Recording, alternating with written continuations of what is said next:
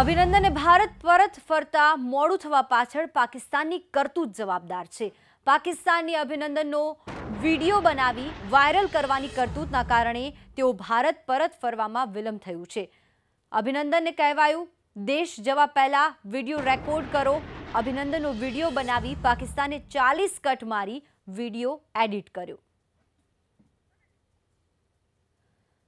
તો પાકિસ્તાનથી પરત મોકલવા પહેલા અભિનંદનનો એક વિડિયો બનાવવામાં આવ્યો, તેમના પર દબાવ નાખવામાં આવ્યો અને આ વિડિયો બનાવી તેમાં 40 કટ મારવામાં આવ્યા, એડિટ કરવામાં આવ્યો વિડિયો અને ખૂબ જ ચાલબાજીપૂર્વક આ વિડિયોને વાયરલ કરવામાં આવ્યો। પાકિસ્તાને સતત મોડું કર્યું।